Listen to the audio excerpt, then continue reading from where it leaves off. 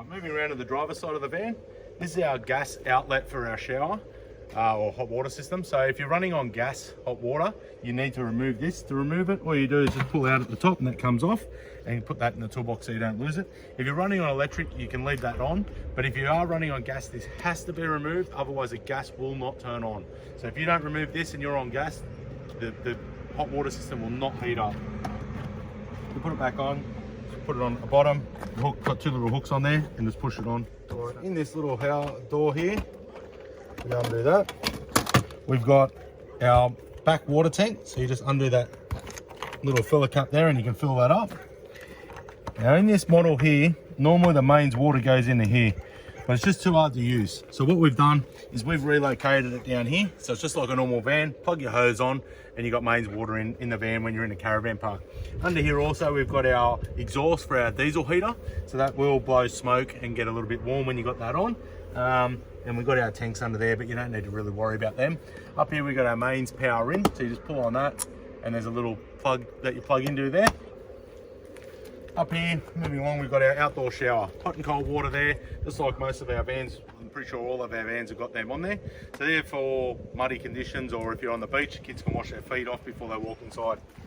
Our front water tank, so your key's inside, you undo the key, fill up the front water tank from there.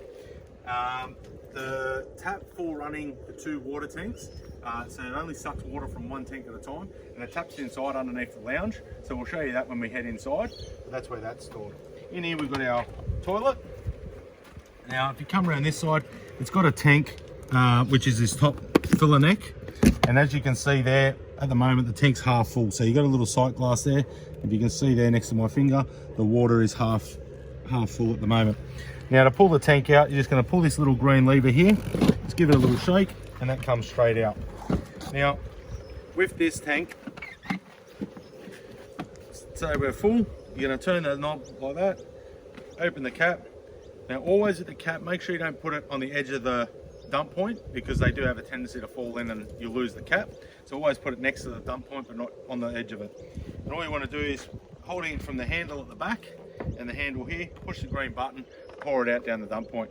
There's always a hose next to the dump point, so just throw a couple of litres in there, swash it around, clean it out, make sure all the toilet paper's out of there and all that sort of stuff. And then you want to put about 2 or 3 litres back in there before you put it back in, and that way when we go and throw the tablet in the toilet, it'll activate the tablet and it'll be ready to use.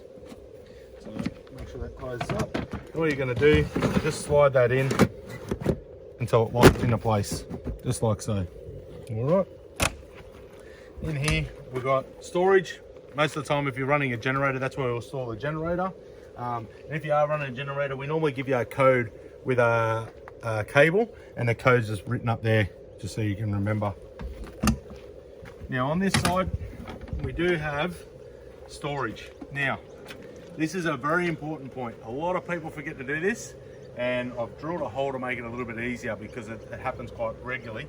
But when you've got these drawers, you must pull the lever down to open them and pull the lever down to close them, and make sure they're closed, because what happens is the drawer bee's open, not closed properly, and when you're driving it comes out a little bit and it locks up onto these locks and you won't be able to unlock it. So what we've done is, if you come around this side, we've drilled a little hole in here just like so, and all you got to do now is open that lid there, and you can stick a screwdriver in there and just lever the drawer back so you can open the lid.